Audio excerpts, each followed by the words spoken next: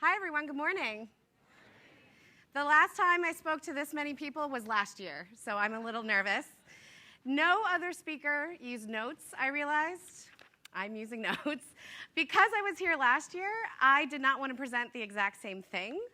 So this is a brand new presentation, first time ever, so I have lots of notes. So please forgive me. I hope that's okay.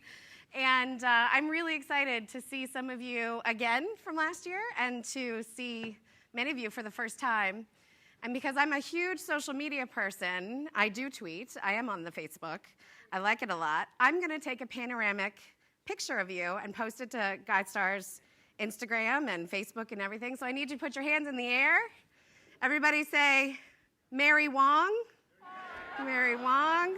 I love it, I love it, I love it. Thank you. This is going. So thanks so much for having me. So hopefully I'm the last speaker of the day, and I realize that is intimidating because I want to keep you as engaged as you were in the very beginning, and that is not easy considering all the speakers we've had so far. So I'm actually going to try to keep it kind of short, and I'm going to take questions at the end, and worst comes to worst, we end early. That's always a good thing, right?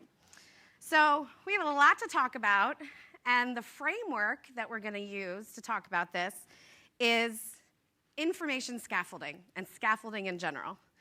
I believe information systems and your data can support better storytelling. And to do that, again, I'm going to talk about scaffolding. So when we think of scaffolding, we think of something square that covers a building, sometimes pretty ugly. But scaffolding is actually pretty diverse. It can be made out of bamboo. It can be shaped like a robot. Scaffolding is what brings us together, and it's what we use to build things. And this is going to be difficult because I'm going to have to keep changing my notes while I'm doing this. So this is the scaffolding that Michelangelo and his assistants used to paint the ceiling of the Sistine Chapel. And I think that's really important. It wasn't just Michelangelo. It was also his assistants. It's the scaffolding that brought them together. And how does scaffolding help us tell better stories? We need scaffolding for social change. Weekend in Boca, in and of itself, is scaffolding. We are all coming together to do something better. But what I'm going to talk about is information scaffolding, and you're going to have to bear with me. I am a giant data nerd. Everyone at GuideStar is, but I actually think data is your friend, and I'm going to talk about why. So first, let's address the elephants in the room, two philanthropic elephants in the room. The first is that not all nonprofits are created equal. And that's a really hard truth. We all come to this, for the most part, because we want to solve the world's greatest problems. So that's really hard for us, but not all nonprofits do it well. Same goes for donors. There are just simply some donors that are more effective with their resources for social change. And that's a hard truth that we have to acknowledge. So the second thing I want to talk about is we live in a very complex world. It's volatile, it's uncertain, it's complex, and it's ambiguous. And in the military, they call this VUCA. Our job is to live with vision and understanding and with clarity and with agility. So how do we address the two philanthropic elephants in the room and make sense of this VUCA world? We don't want to do it just for its own sake. We're doing it because we are solving the world's greatest challenges. You all are doing amazing work. Please take a moment to applaud yourself. You are here becoming better, and that is so important. This is the conference I tell people to come to every single year because it is inspiring, and we are really trying to be better, and that's really important. You are the nonprofits that are making a difference. The solution, I think, for all of us comes with information. We just need good information to make good decisions. And there are four kinds of information that we usually structure about the nonprofit sector, and that's what we need to make good decisions. So the first is about organizations, nonprofits, your nonprofits. The second is about the issues those nonprofits are trying to address. The third is the interventions, the actions these nonprofits take to address the issues.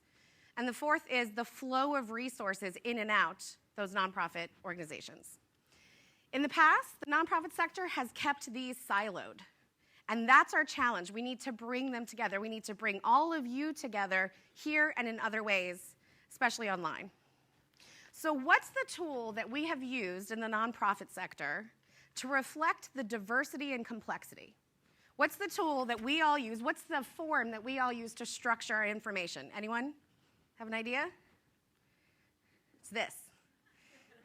This is the IRS Form 990. This is what we all have to file, right? This is all what we have to file. This has been the predominant way that we've structured information about the complex activities of trying to make the world better. It's crazy. This is how we structure information on $1 trillion of our economy by nearly 2 million nonprofits that employ 12 million people in this country. And increasingly, nonprofits are the major employers in any community. We are the ones providing jobs. Again, something to be really proud of. And this is how we're structuring our information. And not all 990s are this bad, of course. This is actually on the Urban Institute's website, and I'm pretty sure the title was Worst 990 Ever, PPT. But the fact is, we're using a regulatory document to structure our information, and we can do better. We have to transcend this. This is our job. This is GuideStar's job to help you doing. I think, also, it's really kind of dangerous for me to make fun of a forum that's GuideStar's bread and butter. But I really do that to force us to go beyond it because we really have to. It's time to get past this. It's time to get past simple ratios once and for all. Somehow we've said, because this information is in the Form 990, that the amount of information you spend on programs versus overhead, your administration costs, that it's valid. That's ridiculous. It's absolutely ridiculous. We've actually launched a campaign. We partnered with Charity Navigator and BBB Wise Giving Alliance called the Overhead Myth Campaign. I encourage you to check it out. The entire goal is to teach people that overhead is a myth, that you should actually invest in yourself as a nonprofit if you are going to better serve the communities that you're trying to serve. And at the crux is this open letter to the donors of America. It's signed by all three CEOs, so GuideStar CEO Jacob Harold, Ken Berger of Charity Navigator, and Art Taylor of BBB Wise Giving Alliance. And it's under a Creative Commons license, which means you can download it, use pieces, use the entire thing, use however you'd like. It's your document. And on the back of the letter is a ton of research that really supports our claim. And the reason it's so dangerous, there's this great article in the Stanford Social Innovation Review a couple years ago called the Nonprofit Starvation Cycle. If you are going without, funders are expecting you to go without, and you are not doing service to your communities and clients. So it's really important that we start forgetting the overhead ratio and start talking about what really matters, which are results. What are you doing? How are you meeting your mission? So I encourage you to do a couple things. First, go to overheadmyth.com and pledge to end the overhead myth. We've had more than 2,500 people sign this so far, and we'd love your voice to join that. 2, download the letter, use it in your donor solicitations, put it on your website, put it everywhere you want. Start educating your donors about what you're really about and that you are way more complex than a financial ratio. And third, there's at overheadmyth.com/press, there's language that you can copy and paste and use in your newsletters, on social media, etc. So I'm going to give you a few steps to really talking about impact and your effectiveness information, because storytelling needs to focus on that. And I'm going to give you a little background first. So in 2010, a consulting firm called Hope Consulting did research, and they were trying to find how nonprofits could better obtain donations from donors and funders. So one of the most important findings from this research was that the majority of individuals said that they care about nonprofit effectiveness. You can see here 85%. They care about nonprofit impact, but they are not willing to do research to find that information. What if, okay, what does that mean? That's very scary. So and really important to you, only 1/3 of donors research and only 5% are trying to find the best nonprofits. Only 5% are actually trying to find you online. That's really, really kind of scary. So we actually partnered with Hope Consulting on the second part of this research called Money for Good Too. And so we asked, okay, you're not going to do research, but you care about impact, so how do we bridge that gap? what we found is that all donors want, and funders want 5 pieces of information. And I'm going to go through them really quickly. So financials, really important. They do want to see your 990. They do want to see what money is coming in and out. You don't have to use your 990, but you can. 2 is effectiveness. So what results are you having? What do you have left to do? 3rd is legitimacy. They just want to know that you are a legally registered nonprofit. They are trying to deduct this from their taxes, and they just want to make sure everything's legitimate. And the cause, so your mission. I mean, that's why they give, and that's why we do what we do. So that's the lifeblood of our sector. And the 5th is your basic organization information. So they want to know where you're headquartered and who your CEO is, or your leadership team. So those 5 pieces of information are really important. And I'm actually going to try to talk about how you can better tell stories pointing to those 5 pieces of information. There's this great guidebook that I helped write with a bunch of others. It's on GuideStar.org/moneyforgood. It's free. It's a short little guidebook. Download it today. It's got lots of tips and case studies and really actionable things you can do. But I'm going to try to distill them into 3 pieces of information that can help you be better storytellers today. So the first and best mechanism for capturing your information, collecting your nonprofit, your data, is the GuideStar Exchange program. I really believe in it, and I know I work for GuideStar, but I believed in it before I worked for GuideStar. So we have 3 levels to the GuideStar Exchange. So we already buy all the Forms 990 from the IRS. That is our biggest expense. We buy your 990s and we digitize them, we put them on our site. That is just your Form 990. That is not enough. We want you to give us additional information and to tell your full story. So through the free GuideStar Exchange, you can do that. If you give us a little information, your basic information, which we know donors are looking for, we'll give you the bronze logo. If you give us your financial information, so that's your 990, which we want from you as well, and your audited financials, you get the silver logo. And if you give us impact and effectiveness information, which is the most valuable, important information, you get the gold level. And these 3, all 3, are really symbols of transparency in the sector. When people see this, they know you have decided to be completely transparent, you've told people what you're about, and we know donors and funders want these pieces of information. And to get started, you go to guidestar.org/exchange, but I'm going to talk a little bit more about that. So, what a great example. The Office Depot Foundation just became a gold level participant. Leon, Mary, team, congratulations. It's really exciting. Last year when we talked about it, you had just become silver and you've just become gold. And I am truly, truly proud to say that you're among them because these are the kinds of organizations. And I talked to actually, I think, 2 others that were at some level and gold level yesterday. So congratulations to you too. This is our attempt to build information scaffolding, to connect all of you. This is our attempt to get through and to really leverage the 2 elephants in the philanthropic room. So we encourage you to take part in this. And when you give us this information, we recognize that this takes time and energy and you all have a lot to do.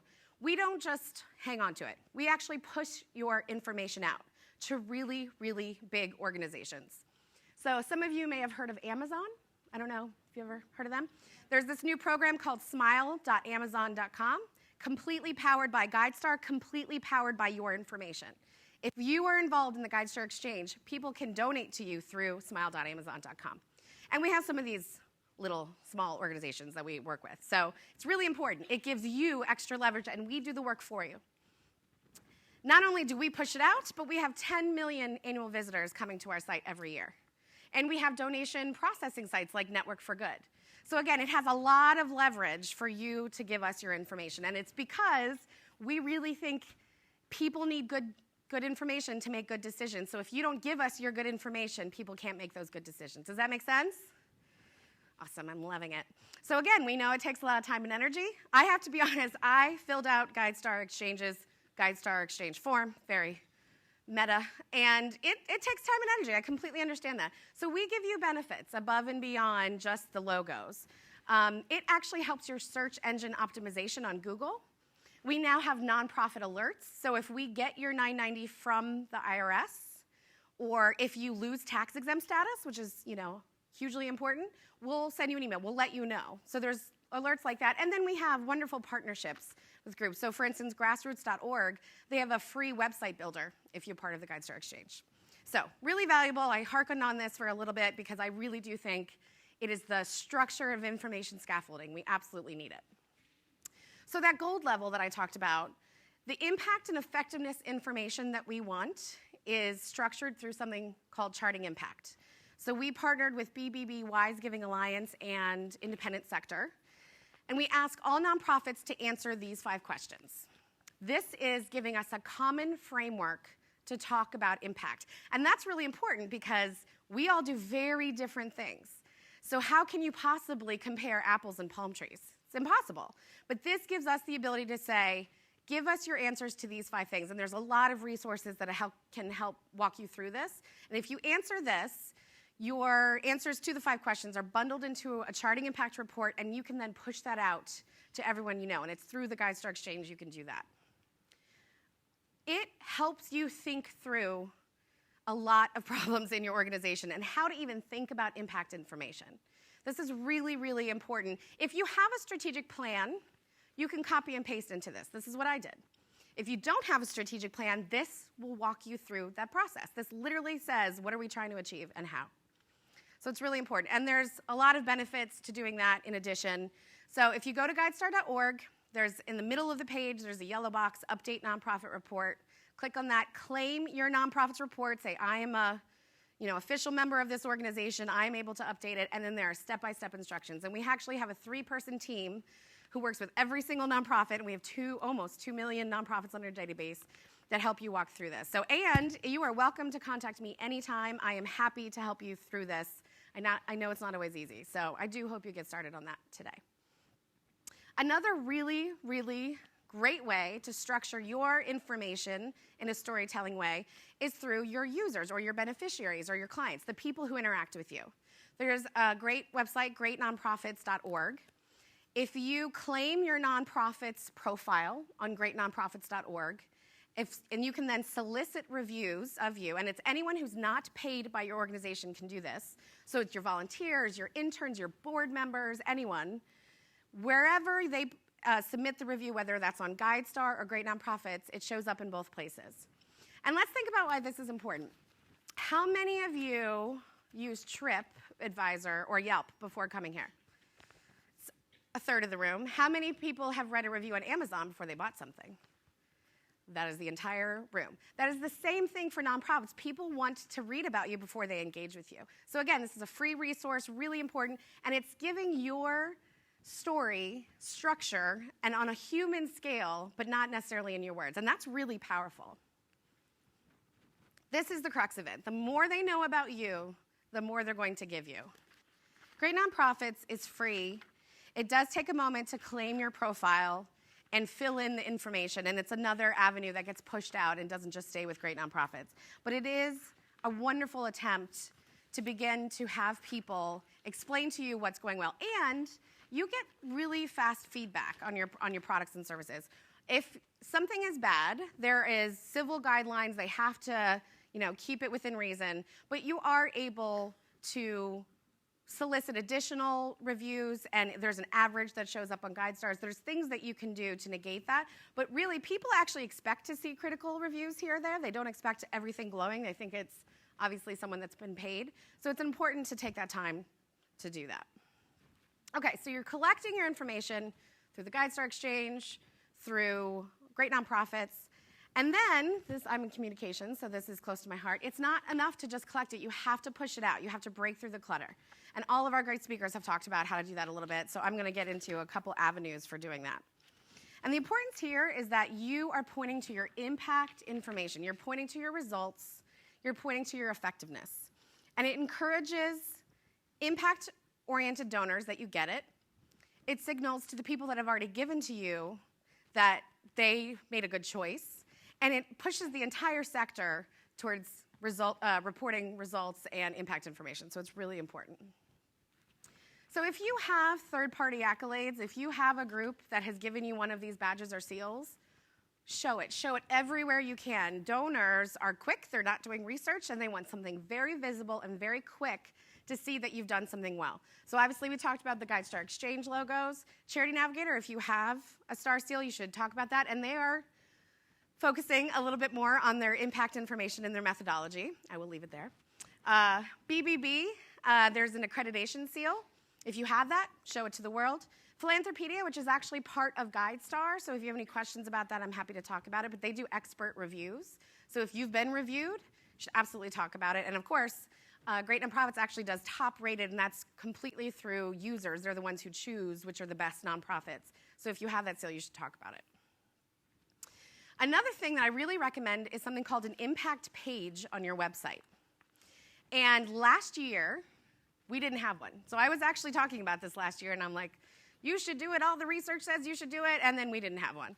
So I actually came home after this conference, and I said, we need to get one pretty quickly. And we did. We just did that. So I'm going to talk you through elements that GuideStar has. Not all of these elements are going to be relevant for you, but I think that they show kind of the structure of an impact page. The whole point is that you're going to try to talk about your results in a tangible way. So first are infographics. Those are really, really important right now. This is something that we put together, and it just shows the core data, at the heart of GuideStar, and we're just a bunch of data nerds, so we had no choice. We had to do this. We have a, I think, 10-second, 16-second video that we did. Really short videos, doesn't have to be high quality, but just something simple that an overview of who you are and what you do is great to include. These are the 3 pieces of information I hope everybody includes. Your charting impact report, which is through the GuideStar Exchange, your nonprofit report, GuideStar Exchange, and your annual report. If you have an annual report, you've got your results. You've got impact information. So put it on a special page on your website and then point people to it. And about infographics, you do not have to do anything fancy. We actually conducted a survey of all of our users, and we said, what did we help you do? It was one question. People gave us a variety of answers, and it was really amazing, again, giving us kind of a human scale of what we're helping them do. And this was something that an intern did that was super simple, but it showed results. Here's another infographic we did. This was really what we tried to do to figure out where do we live in this giant sector of information? How does that work? We actually contracted with a wonderful group called Humantific to do it. You do not have to do this fancy by any means. This took a long time to do. But infographics are hugely important right now because people want visuals. We're living in a social world. People want to see something more than just data. Another avenue that is brand new that I'm really recommending to people is to have an impact call. So it's essentially a call, and we use WebEx, but you can have just your conference call number, where you invite everyone in your world to listen in. You report your results, and you make it free for everyone, and so they can ask questions. This is really kind of loosely based on earnings calls in the for-profit sector. Our CFO came up with it, and he came from the for-profit sector. And he's like, why don't nonprofits do this? We should do this. And at first I thought, you're crazy. What is that? What, impact call? And the more we talked about it, we really want to evolve the definition of transparency in 4 ways. So I'm going to talk about that really quickly. First, by the time you file the Form 990, and it goes through that wonderful IRS channel, gets sent to us, we upload it, digitize it, it can be 6 months to a year later. That's when the public's seeing it. That is way too long. Nobody cares about your results last year. They want to know about your results now. So we really recommend having an impact call fewer than 60 days from whatever your time period is. It could be an annual, a quarterly, twice a year, et cetera. Interactive. Have a call where you report your results, but then you have a Q&A period. It's really important to actually have a dialogue about your results. The people who see your results right now are your funders, and that's it, for the most part. Some of you may be doing this really well. That information is really relevant to everyone, to all of your donors, to the $2 donor. Everybody wants to know where their money's going and what you're doing. Third is inclusive. You don't just ask your donors or funders or board members. You ask everyone to attend, that this is an open forum, that people can attend. This is free and available to you. And then comprehensive. You don't just report on financials, and you don't just report on programs. You report on everything. And we really think you should report on mistakes, too. GuideStar is really big on we make mistakes, we should own up to them, we should say what we've learned from them. Everyone makes mistakes. It's crazy to think we don't. So we had our very, very first impact call, GuideStar did, in February, and we had a hope of 5. We would have 5 funders, 5 nonprofits, and 5 journalists on the phone. We had more than 450 people attend. And we are not that exciting, right? Like, GuideStar is not saving puppies. We are not that exciting. We were blown away. All of us were blown away. We had a feature in the Washington Post. This is groundbreaking for the sector, and so I really recommend you do it. We're having our next call on May 12th, and because I'm going to walk the talk, I would love if you would all attend. It's free. It's at 2 p.m., and if you go to this website, you can figure out how to register. We use WebEx, and I'm going to moderate the discussion with our CFO and Jacob Harold, our president and CEO. But the point is that this is a new way of talking about your impact information and storytelling through your own results. All right, so you collected your impact information, you've communicated it well. It's not enough. You have to connect. And I feel like maybe I should have just let Diane talk about this. What I'm saying next, she did it much, much better. But I have a few things I wanted to talk about. The first is saying thank you, which we all talked about. And it's interesting, as Diane, you were talking, because I'm looking at this, and it's we, us, we. We did not do this as well as we should have, and now I know. We made mistakes. But what's interesting, your first topic about not enough say thank you, we said thank you, and that's all this was. And Money for Good research showed that the primary reason people do not donate again is that they were solicited too frequently. So we actually just said thank you, thanks for supporting us, and that was it. And we got dozens of responses. This probably went to 500 people. We got dozens of responses, and we got more donations as a result. So even doing it not well actually worked for us. So imagine if you did it well. Imagine if you had a sparkling sentence. Could have been amazing. We're going to do it again, and we're going to use a sparkling sentence. It's going to be great. Another piece is knowing your donors. So this came from Money for Good research, and segmenting donors is not new. None of you are going to be surprised by this. What you might be surprised by is that demographics have nothing to do with this. Age, sex, income, nothing to do.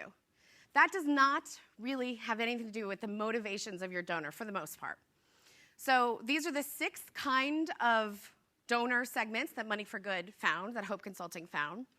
And you cannot be all things to all people. We really recommend that you choose 1 to 3, and you really focus on them and tailor your communications based on their value systems.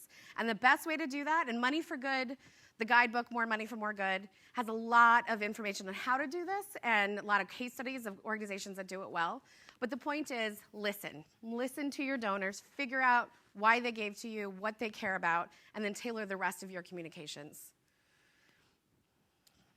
Okay, so it's 32 minutes. I am wrapping up quickly, which is good. I have 4 closing thoughts. This is not entirely accurate. Data are numbers, but it's not just numbers. Actually, your stories are data. Data gets a bad rap, and I know I'm a data nerd, so I'm going to say that, but data is every piece of your organization and every cog in the wheel that makes you who you are. So collect all that information, and remember, it's not just about numbers. 2, it's time that we acknowledge the elephants in the room. It's time that we recognize that some do it better than others, and that we are going to spend time in doing it the best we can. 3rd is donors are not stupid. They care, and they're not entirely emotional. They are absolutely emotional, and the underpinnings of emotion will never go away. That's absolutely why people give. But without really great information to help them make good decisions, we are missing our opportunity to connect with them. And the 4th thought is, it's not about us. We should fully be prepared to go out of business. There is another problem to solve, I promise. Our goals should be, how do I end this today, whatever the problem is? Because there are very, very real problems in the world that we are trying to solve. And we need to remember that great information can help us solve these problems and connect our world today.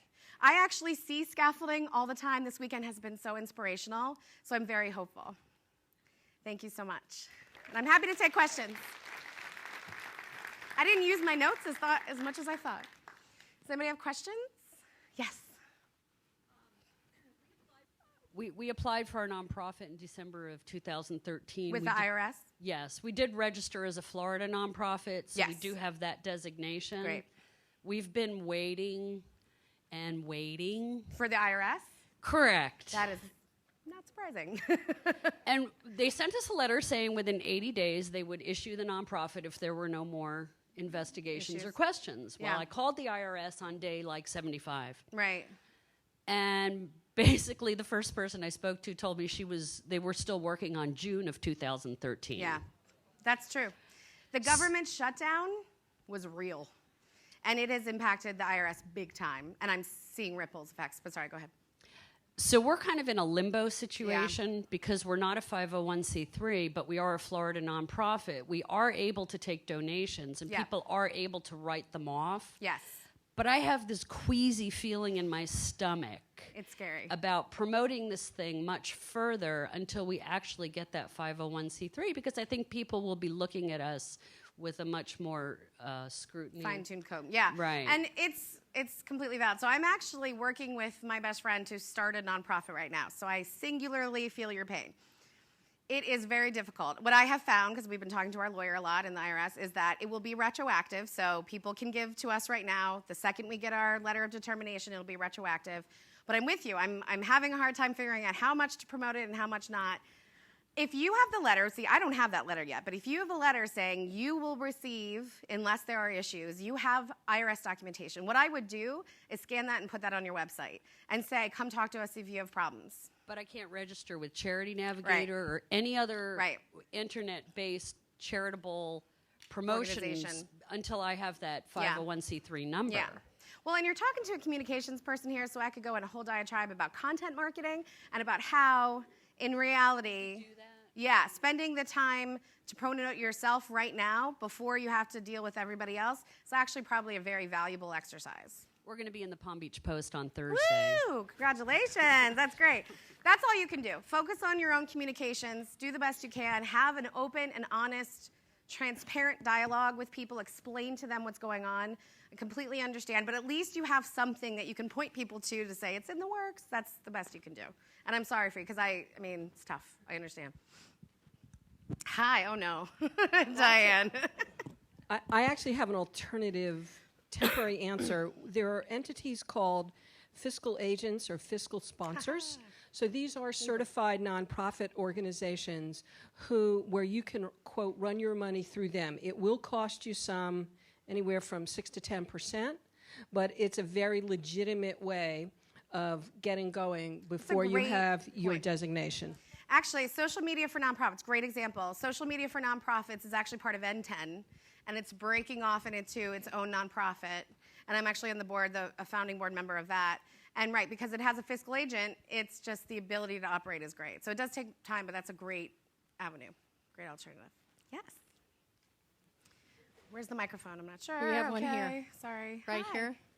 Back here. I have a more local problem with GuideStar and great nonprofits. We changed our name 3 or 4 years ago, and you're still showing our old name. How do we get that updated? The GuideStar Exchange. You can give us all that information. So email me after the fact. Okay. All you have to do is email the documentation that says you changed your name. GuideStar was Philanthropic Research, Inc. We are now GuideStar. Trust me, it can work. So you just have to do it through the GuideStar Exchange. Okay. Back here. I don't know where back here is. I'm right here. You had mentioned earlier in your report that only 5% actually look for who are the best not-for-profits. Yes. Now, I know many of us have experienced this. Every once in a while on our Facebook page, there will circulate why you shouldn't give to a particular not-for-profit. Often they're a national not-for-profit. Mm-hmm. On the 990, they're showing the salaries, of the CEO or the chairman of the board of directors and so forth and so on. And what percent they're actually giving back to their constituent base. How do you guys deal with that, or what are your thoughts or comments on that? I mean, while 5% are looking for good donors, I mean, that email or what posting seems to circulate a lot. I'm not sure if anybody else has seen it, but I see it probably every year between when everybody's looking for an annual appeal for the end of the calendar year and people are trying to give donations. Thoughts on that? So let me make sure I understand. So that there's something that goes around Facebook that says which nonprofits are bad? There's a list. There's a list. Has anybody else seen it? That every once in a while will circulate as to why, and they're national not-for-profits. Some of them will be local. It just depends. And what percent, if it's a large national. I used to work for a national foundation. That's why I say, and maybe I paid attention to it. But they'll talk about why you shouldn't give, and they'll show the 990 and what percent goes back to constituents. I'm not even sure where they're getting the data Oh, is from. it, and about overhead? Yes. Oh, I mean, so the entire reason, I completely respect that, the entire reason we did the Overhead Myth campaign is that the number one thing donors look for is how much you're spending on administration versus program costs. It is completely ridiculous. That is an accounting principle. A good accountant is actually going to split up your salary across programs. A nonprofit that doesn't have an accountant won't know to do that. So go to overheadmyth.com. There are a ton of resources. So when you see that next time, say, here's why the overhead myth is completely false. There's absolutely, I have no idea where it is in my organization, but it's overheadmyth.com. All right. It's completely bunk, and it is absolutely true. That's what donors look for, and frankly, it's because we haven't educated them. I mean, it's partly their faults because some of them are just not taking the time, but it's partly our faults. It is our job to tell them, I am more complex than this stupid financial ratio. I have stories, I have things inside our organization that make us better, and let me take the time to tell you about it. There are some donors you will not get. They want something quick and dirty. Financial ratios are what they're gonna do. But most donors engage with you for that emotional reason, so they're gonna take the time. And the overheadmyth.com letter is a great template for doing that. Thank you. Yes. Hi. Yes, it seems like y'all are trying to develop a centralized system where all nonprofits in the United States Yes, that is GuideStar. is in this one place. Well, how far are y'all in terms of compared to the amount of nonprofits to where you actually are now? We have information on every single IRS registered tax exempt organization in the country. We have information on all of you. If you're registered with the IRS and you're on the business master file, which is their list of nonprofits, you are on GuideStar, whether or not you know it. We then buy your 990 from the IRS and we upload it because it is public information and people want it. We were the originators of open data. We really believe in open data and transparency. So that's why we have this program called the GuideStar Exchange, because it is really something that we believe strongly that you should not just let your 990 tell your story. So yes, we have every single information on every single one. We are 100% there. And that just, we completely stay 100% compliant with IRS. Does that answer your question? Someone back there? Hi. Hi there. I just wanted to clear up something you said with respect to the IRS filings. The way it's set up is when you form a 501c3, you're exempt from the date of formation. And then there's 15 months to get your application into the IRS, and the IRS gives an automatic 12-month extension. So, and that also depends on the state. Yeah. Well, it's actually in the IRS code. So yeah, but then the state has different requirements. Correct. Yeah. Each state has a different requirement as far as solicitations and things like that. Right. But what it really comes down to, as you said, is educating your donor that their contribution will be entitled to a deduction, because if you get your filing on time, regardless of how long it takes the IRS to do it, it's retroactive to day one. Right. And so don't be too concerned about the IRS letter, because they are backed up, and I have a number of filings that are caught up in different stages with the IRS, and all they do is apologize and say you'll hear from somebody at some point in the future. But really, as long as your filing is in on time, then it'll be retroactive. It'll be retroactive day one. It doesn't solve some of the online issues. And it's still scary, we get it, but you're absolutely right. Right, and it doesn't solve all the online issues, because there are some things where you need to have that letter in order to proceed. But there's still ways to get the contribution. There's still ways to make donors comfortable. As long as you provide them with information, then a lot of foundations who are making grants will become comfortable. And GuideStar is one of those organizations. We actually need your letter of determination before you can be on our site. I'm going to see if I can get to some others, but you and I should talk after. Yes. First, I want to address the question the older man had earlier today regarding how does he change his information on GuideStar. Yes. I had the similar question last year, but you guys have an awesome chat. Correct, online chat. So I went ahead and I chatted, Tanya Wood, and they she's a fixed rock it right star. away. She does that. My question was the 990. When I go ahead and file my 990 this year, I can send you guys a copy. Yes. And send it to the IRS all at the same time, so we're on the same page since they're backed up. Exactly, and it takes a year to go through the IRS to get to us. It takes you, I think you can upload them immediately, so it's 24 hours. So absolutely. And we recommend you do that. Get your information out as soon as you can. Absolutely. Okay, one more question to that. We're in a gold star right now. Woohoo! Congratulations. Does that change depending yearly on the 990? No. Would no, our no, status no. change? No. Okay. No. The important part is what information you've actually given us. We used to have the GuideStar Exchange, and it was all or nothing. So if you gave us everything we asked for, we gave you a seal. And if you didn't get it. And it was problematic because people thought it was a seal of approval, and that actually expired. That's not the case anymore. So give us all the information. You will be gold. And where's Deborah? Does it expire? It does. How long? 18 months. So it expired a lot quickly. Okay, so when it expires, how do you guys determine the status? We give you an email. Okay. And we'll give you a grace period, and we'll say, you're about to expire in this much time. Give us whatever information we So need. it's just updated information. Right. Okay. And we only need you to update one thing. Is that right? Your exchange profile, and we'll It's update. Deborah Snyder, our VP of Operations, who knows more than me. So, oh, there you are. Okay. So just update some information, and the whole point is right. We're trying to keep it fresh. Thank you. Thank Lindsay, you. can I just Yeah. speak to your point about not having your status yet? And I don't know if you're not a religious organization. Okay.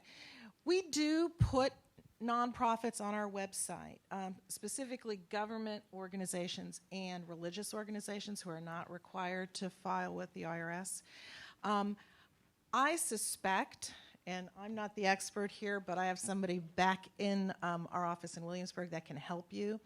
If you can prove to us that you're going through the process with the IRS, I suspect we can get you on the site. Do you have an EIN? Yes. I'm sure we can get you on the site. So we'll work with you. I mean, GuideStar really does feel like we're your partner in information scaffolding. Yeah. So I really do encourage you to email me, call me. I know it sounds really boring, but we are your partner in information scaffolding. I don't know if we wanted to, where's Mary? Jan. End a little early to make the announcement, or should I take some more questions? All right, I can take some more questions. Yes, hello. Hi, Lindsay. America's Charities. I'm Lynn Filderman with America's Charities. People get inspired to give. Oh, by the way, wonderful presentation. Thank you. We should give her a round of applause. So nervous. Thank you. Oh, Lynn, I love you. Thank you. People get inspired to give from friends, family, issues, causes. And we have a theory that I want you to either affirm or not confirm. Okay. To be a sustainable donor. Yeah. Once somebody's inspired, then they start digging into the data to understand if you're accountable, if you're transparent, if you're having an impact, and that you're communicating. So we're terming it now the cycle of inspiration. Oh, I love that, cycle of inspiration. So how do you reconcile from the inspiration to the sustainable donor? Yeah, that's a really good point. And what we see is more people do more research depending on their amounts. So the more they give, the more they research. And if Money for Good Research has tons of research about how funders actually research the most out of everyone, because they're giving mass amounts of money to you all. But the $5 donor, the person that's giving to their sister's 5K run, is not doing research. So keeping them involved, I think, Diane, you had some really great, it's not just about bringing in the donors, but retaining them and keeping that inspiration going. And that is what this entire conference is about, is storytelling to keep them involved at every step of the way. And the more information they find out about you, hopefully the more engaged they are and even more inspired they are. So check out America's Charities, because we really believe in what you do as well, very much.